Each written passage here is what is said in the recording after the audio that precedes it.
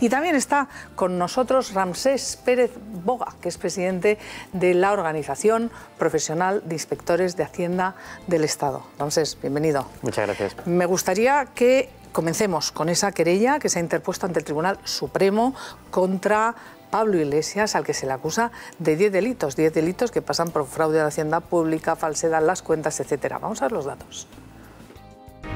A Podemos podría salirle caro el entramado societario que a cuentagotas ha quedado a descubierto en los últimos meses. La primera piedra es este recibo con el dinero que exigiría Pablo Iglesias en negro, según denunció su ex socio.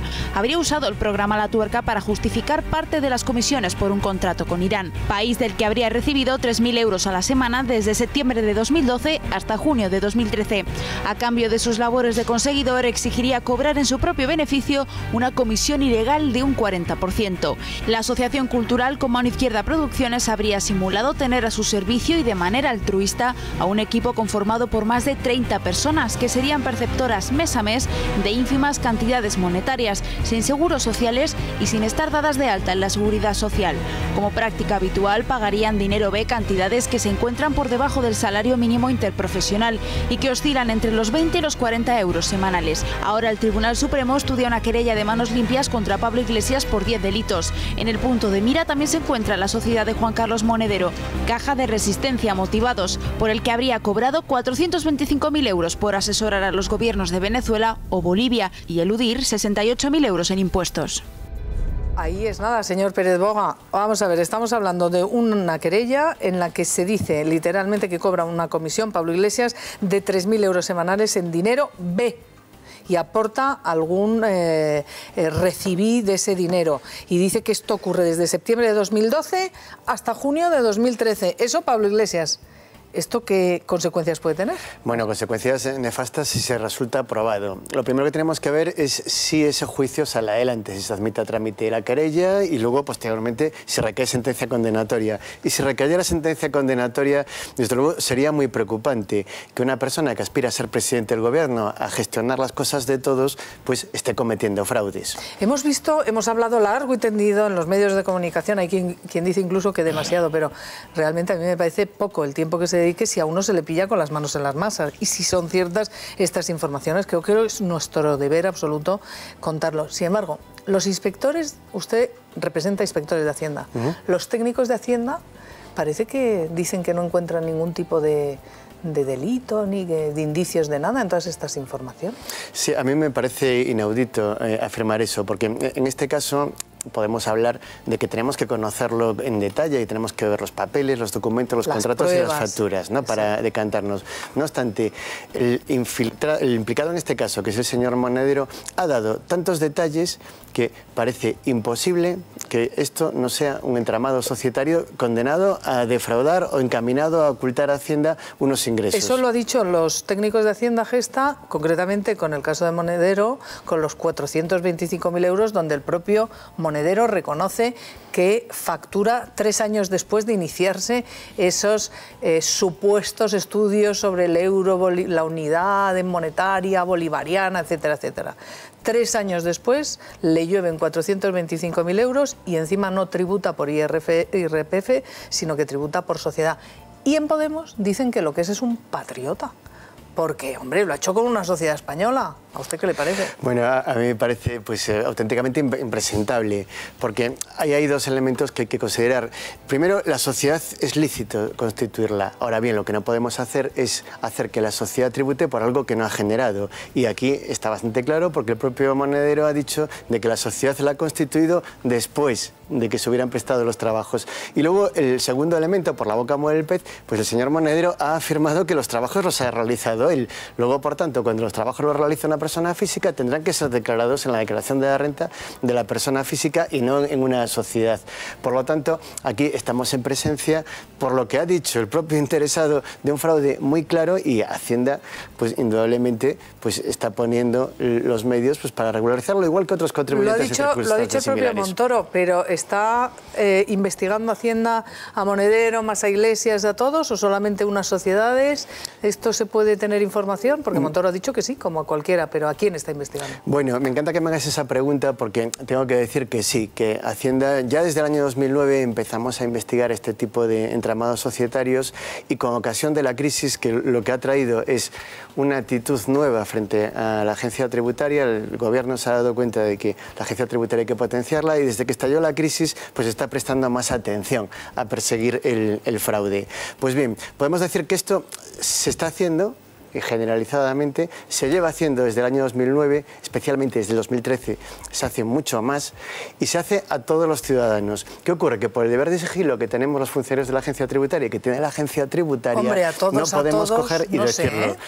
Bueno, lo de a todos, a los Puyol, por ejemplo, casualmente, que ni se han enterado y encima les devuelve Hacienda y tienen miles de millones presuntamente. O sea que lo de a todos, a la duquesa de Alba, en fin, no sé. Es que estás poniendo el dedo en la llaga también, porque a todos no llegamos. ¿Por qué? Porque la agencia tributaria tiene pocos recursos humanos.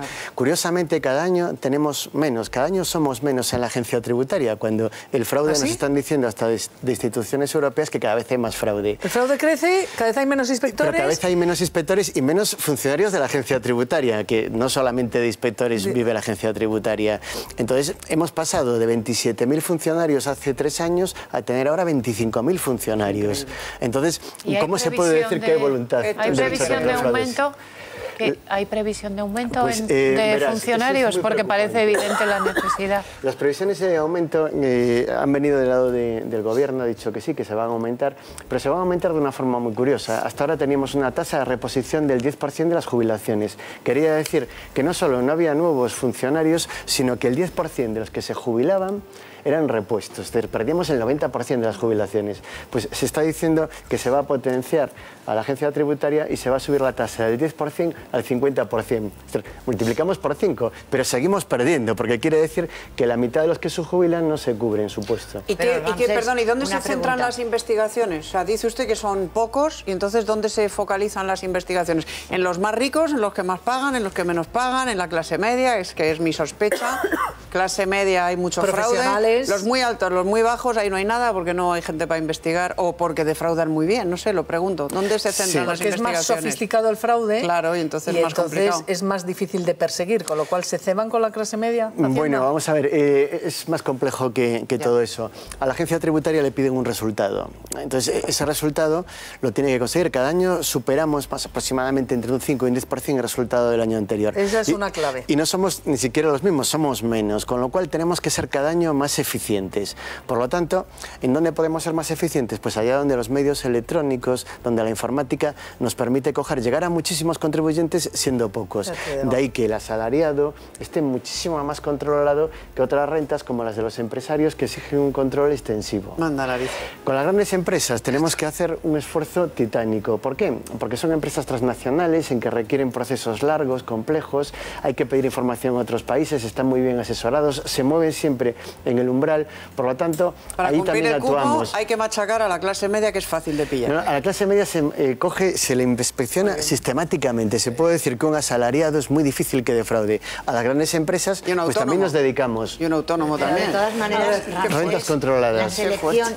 La selección de los investigados, más allá del interés en cubrir los porcentajes de mejora, es aleatoria, porque yo no le pregunto que me dé nombres, pero supongo que es en parte aleatoria la selección de los investigados y en parte dirigida desde arriba. Primera pregunta. Y segunda pregunta, ¿se conoce el objetivo social de la sociedad que montó Monedero para cobrar esas colaboraciones en Latinoamérica? Porque claro, usted dice, vamos a investigar, porque es importantísimo saber si el objetivo social de esa sociedad se ajustaba o no a la realidad. ¿Me puede contestar a las dos preguntas? Sin duda. Vamos a ver. Empezando por la segunda, pues eso es una información privilegiada. Hay una investigación abierta, es público y notorio, lo ha insinuado incluso hasta el ministro. Y por tanto, pues ahí no le puedo dar ninguna información. Sí que puedo decirle que en prensa se ha publicado las cuentas anuales de esa sociedad, que son públicas en el registro mercantil, y sí se ha hablado pues de un objeto social que tendrá que dar cuentas el responsable de si lo cobrado se ajusta o no. Pero también es cierto que es muy habitual en las empresas que se declaren ingresos que no se ajustan exactamente al objeto social. Con lo cual nosotros nos encogemos de hombros y lo que sí que hacemos es obligar a tributar si no hay un fraude. Y con relación a la segunda pregunta... A la primera pregunta, le puedo decir que lo que hace la agencia tributaria está dirigido por el Gobierno. El Gobierno aprueba unas directrices del plan de control, aprueba el plan de control, las directrices son públicas, el plan de control es secreto, y lo aprueba el Gobierno unilateralmente, porque tiene la potestad de dirigir la Administración. Entonces, no nos dice a quién tenemos que investigar, pero nos dice qué es lo que hay que investigar. Por ejemplo, nos dice, pues hay que investigar entramados de profesionales que están utilizando sociedades interpuestas para declarar. Entonces, con esa línea de actuación se nos determina pues, que tenemos que comprobar en todas las delegaciones regionales y provinciales pues, un número elevado de esos contribuyentes y ya se seleccionan con criterios objetivos. ¿A las grandes empresas el Gobierno qué les dice? Mire, con las grandes empresas el control es mucho más intensivo que con las pequeñas empresas porque son menos y hay una delegación, la Delegación Central de Grandes Contribuyentes dirigidas a ellas. El problema de las grandes empresas es de gran complejidad, de necesidad de muchísimos recursos. Esto ya lo ha dicho, pero yo le pregunto las directrices del Gobierno. Si realmente subrayan esa vía o no tanto, o no la subraya tanto el Gobierno. Sí que la subrayan. El problema es que aunque se subraye la vía, aunque se compruebe, si la legislación no se modifica, poco se puede hacer con ellas. Y volviendo al tema Monedero, que le quería hacer una pregunta. ¿Es verdad que el señor Monedero se apersona en Hacienda y ha hecho una complementaria, es decir, ha pagado ya una cantidad y que no va a pasar absolutamente nada porque se ha llegado a un acuerdo con Hacienda, según mis noticias? Ya, eso por el deber de sigilo lamentablemente no se lo puedo decir, ¿no? Hasta que no se publiquen las listas de morosos y hasta que no sean públicos en este país listados de defraudadores, pues este tipo de información... Pero puede llegar perfectamente el señor Monedero a un acuerdo de haber pagado la cantidad complementaria. Si Montoro hubiera, si Monedero hubiera ido motu propio a la agencia tributaria y hubiera presentado una complementaria ante estas informaciones que hemos conocido, ¿cuál sería el resultado? ¿Fuera delito se acabó el problema? Vamos a ver, una vez que se ha iniciado un procedimiento, que se presenta una declaración complementaria, el procedimiento termina hasta el final. Pero a lo mejor no se había iniciado antes, claro, como con los Pujol, que casualmente les dio tiempo a ir a la agencia tributaria y presentar, y entonces el delito fiscal, como bien explicó usted aquí en este programa, ya no sería porque ha habido una regularización voluntaria. Exacto. Si Monedero hubiera hecho lo mismo que Pujol, que los Pujoles, el clan enorme de los Pujoles, defraudadores todos llenos de millones hasta las orejas y con pisos fuera, etcétera, etcétera, si hubiera hecho lo mismo, en este momento ya no habría ese posible delito fiscal, porque delito fiscal es a partir de 120.000 euros. Exacto. Estamos hablando de que aquí, en esta información, sí habría delito fiscal. Pues no habría ningún delito fiscal y eso es una de las propuestas que hemos hecho al Gobierno de que se reforme el delito fiscal. Porque en este país hay dos instituciones en el delito que evitan que los delincuentes no ingresen en la cárcel, que es que si pagan antes de que les cite Hacienda, se considera que no ha existido jamás delito. El delito ni siquiera se inicia, no hay antecedentes penales, como una broma. Ni se prescribe. De muy mal gusto, por cierto. Inclusive, aunque nos anticipemos en el caso de que se pague, como ha ocurrido con el caso de Messi, pues el delito se pone en una rebaja de 2 grados que implica que no se va a acudir jamás a la cárcel. O sea, que el que roba mucho, el que defrauda mucho, tiene dos posibilidades. Moraleja. O que no le pillen, en cuyo caso le sale gratis, y eso que se lleva para el bolsillo, o que le pillen y en ese mismo momento paga y tampoco va al trullo. Sí, pues claro. entonces ya que lo eliminen directamente, no, no tiene ningún sentido. Si le pillan ya es tarde, ¿no? No, depende si ha abierto expediente o no. Si paga voluntariamente... Claro, si le pillan con expediente, si no hay expediente, no. En el caso Monedero no hay expediente. Pero Ramsés, yo encuentro también una doble moral social. Pero déjale que conteste lo que le pregunto. Bueno, luego le pregunto por la doble moral. Fijaros, aquí hay un tema que lo hemos puesto de manifiesto. Todos estos fraudes, el de Pujol, pues el tema del Monedero, ¿quién lo descubre? Lo descubre la prensa. Entonces la prensa lo descubre y lo publica en un medio de comunicación. Entonces eso da pie que ocurra, como ocurrió en el caso Pujol, de que el señor Pujol, al ver pues sus iniquidades en la prensa, pues corra a regularizar. Entonces, que la agencia tributaria no le da tiempo a iniciar el procedimiento, porque tarda unos días en iniciarlo. Pero la prensa denuncia con información que se le facilita desde la administración. Y la UDEF, por ejemplo, la UDEF, o sea, que habría un camino de comunicación entre esos organismos de la administración pública que facilitan los datos a los medios de comunicación, lo cual los medios agradecemos vivamente, y la agencia tributaria. No, pero por ejemplo, en el caso de los Puyol, podría haber un puente. Y no lo hay. Ramsés, en el caso de los Puyol, es la propia policía, que es la administración del Estado, oiga, son funcionarios del Estado, los que descubren pufos uno detrás de otro. Y no se excita el celo de la agencia tributaria. Y no digo ahora, digo porque ahora sí se ha excitado, afortunadamente. Pero ya han regularizado, durante años, son informes policiales que presentan y que Hacienda no ha hecho nada. Oiga, yo no sé si esto es prevaricar, pero tener noticia de un fraude y no actuar, a mí que me digan cómo se llama. Sin duda, vamos a ver, la agencia tributaria, cuando tiene noticias de un fraude y están documentadas, pues no le quepa a ningún ciudadano la menor duda de que lo investiga. Así, pues a los Puyol no. No le queda ninguna duda. Ahora bien, esos documentos, ¿a dónde llegan? Porque una de las hilos de la investigación es qué ocurrió con ese documento. Con ese documento supuestamente la policía, que apareció con membrete, que apareció sin membrete, que si parece que fue la Fiscalía, que si la Fiscalía no hizo, que si fue una oficina anticorrupción de una comunidad autónoma, de la Generalitat. Pero a donde tenía que haber llegado es a la agencia tributaria. Y la agencia tributaria de oficio, al leer la prensa, no puede abrir, no se le excita el celo tampoco. Es que si la agencia tributaria de oficio por los periódicos hiciera un plan de inspección, teníamos a medio país en plan de inspección. La agencia tributaria, incluso aunque recibamos denuncias, que todos los días recibimos miles de denuncias, se investigan aquellas denuncias que tienen visos de prosperar. Si viene un señor, como ocurrió con bueno, no vamos a decir nombres, como un caso muy famoso de un futbolista, que nos vino un señor con una documentación extensísima y que acreditaba indubitablemente de que se había cometido una defraudación, pues por supuesto, como en ese caso, pues por supuesto que iniciamos una actuación.